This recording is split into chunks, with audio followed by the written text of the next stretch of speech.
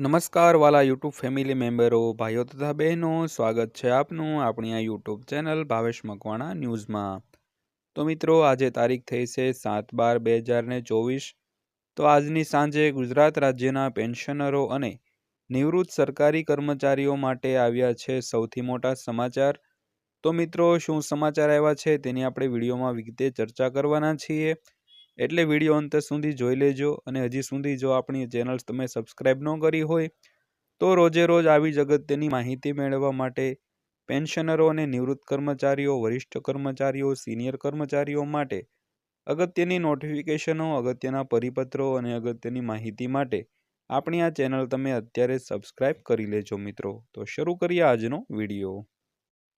તો રાજ્યના સરકારી કર્મચારીઓ માટે ખુશખબર છે। તો 7મા પગાર પંચનો લાભ મેળવતા ગુજરાત રાજ્ય સરકારના કર્મચારીઓને કેન્દ્રના ધોરણે મોંઘવારી ભથ્થામાં 3%નો વધારો કરવામાં આવ્યો છે। તો હવે 1 જુલાઈ 2024થી 3%નો વધારો કરી 53% મોંઘવારી ભથ્થું મંજૂર કરવામાં આવ્યું છે। આમ હવે પેન્શનર્સ અને કર્મચારીઓને 1 જુલાઈ 2024થી મૂળ પગારના 53% મોંઘવારી ભથ્થું મળશે। તો રાજ્ય સેવાના અને પંચાયત સેવા તથા અન્ય મળી 4.45 લાખ કર્મચારીઓ અને 4.63 લાખ પેન્શનર્સને લાભ મળશે। તો રાજ્ય સરકાર અને પંચાયત કર્મચારીઓને જુલાઈ 2024થી નવેમ્બર 2024 સુધીના મળવાપાત્ર મોંઘવારી ભથ્થાના પગારની તફાવતની રકમ એટલે કે ડી-એરિયર્સ તો ડિસેમ્બરના પગાર સાથે રોકડમાં ચૂકવવાની રહેશે। આ મોંઘવારી ભથ્થામાં પૈસા અને તેના કરતાં વધુ પૈસાની ચૂકવણી આખા રૂપિયા પ્રમાણે થશે અને 50 પૈસા કરતાં ઓછી રકમને ગણતરીમાં લેવામાં આવશે નહીં। તો આ પ્રકારના કર્મચારીઓને મળશે મોંઘવારી ભથ્થાનો લાભ। તો આ હુકમ જેમના પ્રોવિડન્ટ ફંડ ખાતા ગુજરાત રાજ્ય સરકાર હસ્તક છે તેવા રાજ્ય સરકારના તમામ કર્મચારીઓ તથા પંચાયત કર્મચારીઓ તથા માધ્યમિક શાળાઓ અને ઉચ્ચતર માધ્યમિક શાળાના શૈક્ષણિક અને બિન શૈક્ષણિક કર્મચારીઓ, સહાયક અનુદાન મેળવતી બિનસરકારી શાળાઓ સંસ્થાઓ જેમના કર્મચારીઓને રાજ્ય સરકારની મંજૂરીથી 7મા પગાર પંચ પ્રમાણે પગાર સુધારણાનો લાભ આપવામાં આવેલો છે તેવા કર્મચારીઓને લાગુ પડશે મિત્રો।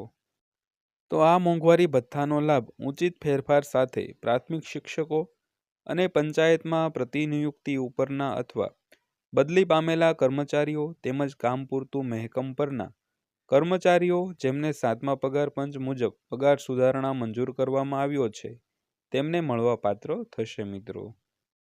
તો પંચાયતો દ્વારા તેમના કર્મચારીઓને મંજૂર કરેલા મોંઘવારી ભથ્થાના કારણે બિનસરકારી માધ્યમિક શાળાઓને તેમના શિક્ષકોને તેમજ સહાયક અનુદાન મેળવતી સંસ્થાઓને તેમના કર્મચારીઓને આપવાના થતા મોંઘવારી ભથ્થાના કારણે થતો ખર્ચ આ હુકમોમાં નિયમિત કર્યા પ્રમાણે વિનિયમિત કરવામાં આવશે।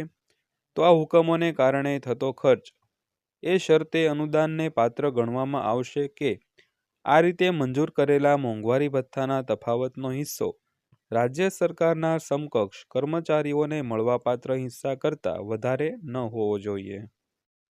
તો રાજ્ય સરકારની પ્રવર્તમાન નીતિ અનુસાર મોંઘવારી ભથ્થામાં થતો આ વધારો જેમને 7મા પગાર પંચ મુજબ પગાર સુધારણા થયો છે તેમને મળવાપાત્ર થશે।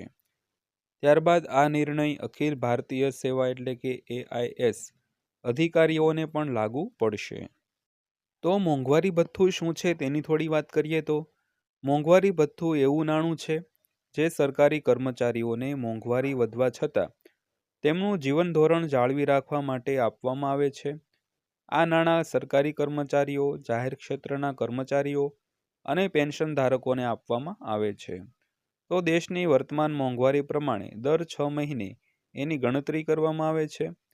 એ સંબંધિત પગાર ધોરણના આધારે કર્મચારીઓના મૂળ પગાર અનુસાર ગણવામાં આવે છે। તેમજ શહેરી, અર્ધશહેરી અથવા ગ્રામીણ વિસ્તારોમાં કર્મચારીઓ માટે મોંઘવારી ભથ્થું અલગ અલગ હોઈ શકે છે મિત્રો।